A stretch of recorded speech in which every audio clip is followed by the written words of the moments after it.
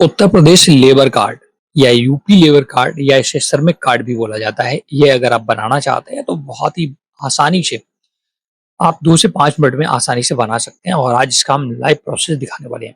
देख सकते हैं मैं उत्तर प्रदेश भवन एवं अन्य सनिर्माण कर्मकार कल्याण की बोर्ड पर आ चुका हूँ और यहीं से ये नया लेबर कार्ड बनाया जाता है। आपको पता है कि इस लेबर कार्ड से बहुत सारे फायदे मिलते हैं, जैसे कि लगभग 13 योजनाएं हैं वो मिलती हैं, जैसे कि बेटी की शादी के लिए अनुदान यहाँ से मिलता है, साइकिल मिलती है, कभी-कभी पैसे भी मिलते हैं। सरकार लगातार अलग-अलग प्रकार के लाभ देती रहती है। तो आज कैसे आप उत्तर प्रदेश का लेबर कार्ड बना सकते हैं, इसका पूरा लाइव वीडियो करके हम दिखाने वाले हैं। तो इसके लिए सबसे पहले आप देख सकते हैं, आपको यहाँ पर नीचे आना है। श्रमिक पंजीयन का नया लिंक है, यहाँ दिख रहा ना, इस पर क्लिक करना है। आपको सबसे पहले अपना मंडल चुनना है कि आपका किस मंडल में आता है। तो यहाँ पर बहुत सारे मंडल हैं, जो भी वो सिलेक्ट करें। इसके बाद अपना जनपद सिलेक्ट करना होगा। श्रमिक का आधार कार्ड नंबर डाल करके सर्च करना है। आपके मोबाइल पर ओटीपी भेजा जाएगा और इसे ओके करके ओटीपी डालना है। ओटीपी डालना है, कैप्चा डालना है, प्रमाणित करें पर क्लिक कर देना है। आपके आधार की सारी डिटेल आ जाएगी, जैसे कि आपका श्रमिक का आधार कार्ड नंबर, अगर आपका राशन कार्ड बना होगा तो फैमिली आईडी आ जाएगी, आपका नाम हिंदी इंग्लिश में, पिता का नाम हिंदी इंग्लिश में, माता का नाम यहाँ पर आपको इंग्लिश और हिंदी में डालना होगा। इसके बाद कार्य आपको चुनना है कि आप किस प्रकार का कार्य करते हैं। वेल्डिंग का कार्य, बढ़ई का काम, कुआं खोदना, ये बहुत सारे काम है। जो भी आप काम करते हो वो काम आपको सिलेक्ट करना। आपका लिंग, जन्म तिथि, ये दोनों यहाँ पर दिखेगा। और इसके बाद वैवाहिक स्थिति, अगर वैवाहिक हैं, विधवा है, जो भी है वो आपको सिलेक्ट करना है। और इसके बाद आपको अपनी आयु और वर्ग चुनना है। आप पिछड़े वर्ग से हैं, अनुसूचित जनजाति से हैं, किससे हैं। और ईमेल आईडी देना चाहते हैं दे दे। मोबाइल नंबर देना मैंडेटरी है। शैक्षिक योग्यता, आप कितना पढ़े लिखे हैं वो सिलेक्ट करें।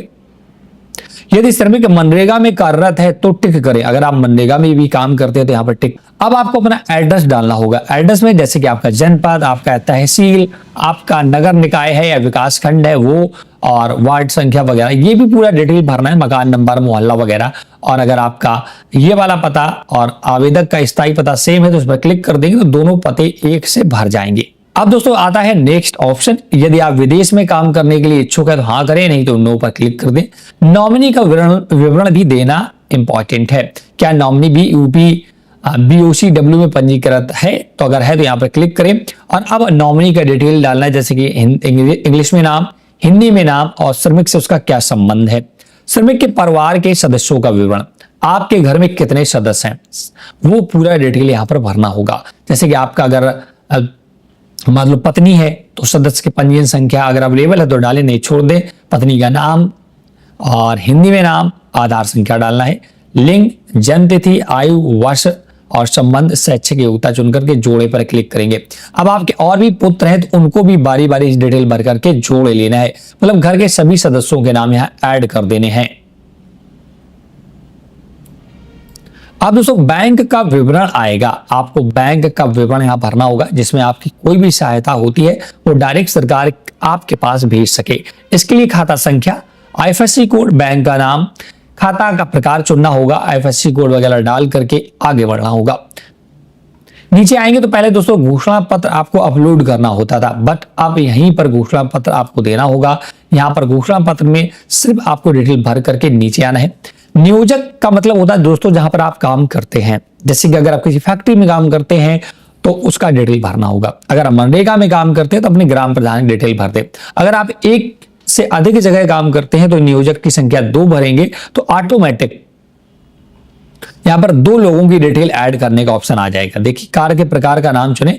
जो भी काम करते हैं, जैसे पुताई का काम किसी एक जगह करते हैं, ठीक है, तो उसका डिटेल। और सपोज दैट आपका सड़क निर्माण का काम किसी दूसरे कॉन्ट्रैक्टर के पास करते हैं तो उसका डिटेल। ये सारी डिटेल भर करके आपको सबमिट करना है। देखिए डाटा सेट सक्सेसफुली।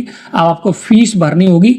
1 वर्ष के लिए अगर आप पंजीयन करना चाहते हैं तो 20 रुपए, 2 के लिए 40 और 3 के लिए 60 रुपए देना होगा। इसका घोषणा करके चारों बॉक्स पर क्लिक मार देना, 5 पर, और फाइनल सेव बटन पर क्लिक करना है। देना दोस्तों इंपॉर्टेंट है। देखिएगा बोल रहा है आपका डाटा पूर्ण किया जा रहा है, क्या आप सब कुछ सही है। अगर उस गलत है तो आप एडिट कर सकते हैं, नहीं फाइनल आप सबमिट कर दें। फाइनल सबमिट करने के बाद देखिए आपका पंजीयन आवेदन नंबर आ जाएगा। आपका श्रमिक कार्ड नंबर आ चुका है। आप इसे स्क्रीनशॉट लेकर रख लें, ये बहुत इंपॉर्टेंट है, आप इसे नोट करके जरूर रख लें। अब आपको ओके करना है और ओके करने के बाद जो भी आपका भुगतान है वो करना होगा। देखिएगा घोषणा ऑलरेडी फाइनल स्टेप और भुगतान 2 ऑप्शन मिल रहे हैं, तो आपको भुगतान करें पर क्लिक करना होगा। भुगतान करें क्लिक करेंगे तो आपके सामने पेमेंट गेटवे खुल जाएगा। आपका जो भी पेमेंट करना है, आप नेट बैंकिंग, भीम यूपीआई जिससे भी पेमेंट करना चाहें कर सकते हैं। मैं यहाँ क्यूआर कोड से पेमेंट करना चाहूँगा भीम सेलेक्ट करके, और मैं 2 साल के लिए रिन्यू कर रहा हूँ, इसलिए मेरे 40 रुपये कट रहे हैं। तो यहाँ स्कैनर आ चुका है, मैं इसे पेमेंट यहाँ कर दूंगा और फाइनली दोस्तों मेरा श्रम कार्ड, लेबर कार्ड बन चुका है। फाइनली यहाँ पर देख सकते। तो देखा दोस्तों कितने आसानी से आपने अपने श्रमिक या लेबर या मजदूर कार्ड को बनाना सीख लिया है। अब ये आपका विभाग के पास फॉर्म पहुंच जाता है, वो कुछ देर में अप्रूव कर देते हैं और इसके बाद आपका लेबर कार्ड यहीं से डाउनलोड भी हो जाता है। यहीं से आपको डाउनलोड करने का ऑप्शन मिलता है और आसानी से डाउनलोड करके आप उसे कभी भी कहीं पर भी इस्तेमाल कर सकते हैं। अगर इसका स्टेटस भी आप चेक करना चाहते हैं तो इसी वेबसाइट से योजना के आवेदन की स्थिति जानने के लिए यहाँ पर क्लिक करें। ऑप्शन दिख रहा है, जो आपको आवेदन संख्या मिला है वो डालना है। कैप्चा डालकर सेंड ओटीपी पर क्लिक करेंगे तो आपके रजिस्टर्ड मोबाइल पर ओटीपी जाएगा। वह डाल करके आप अपना यहाँ से स्टेटस भी चेक कर सकते हैं। तो इस प्रकार से आप उत्तर प्रदेश का लेबर कार्ड घर बैठे ऑनलाइन 2026 में बना सकते हैं। इस वीडियो में इतना ही। वीडियो अगर आपको पसंद आया हो तो प्लीज वीडियो को लाइक शेयर जरूर करें। कोई डाउट हो तो कमेंट सेक्शन में पूछ सकते हैं। चैनल हेल्प हिंदी को सब्सक्राइब नहीं किया है तो जरूर कर लें। Thanks for watching.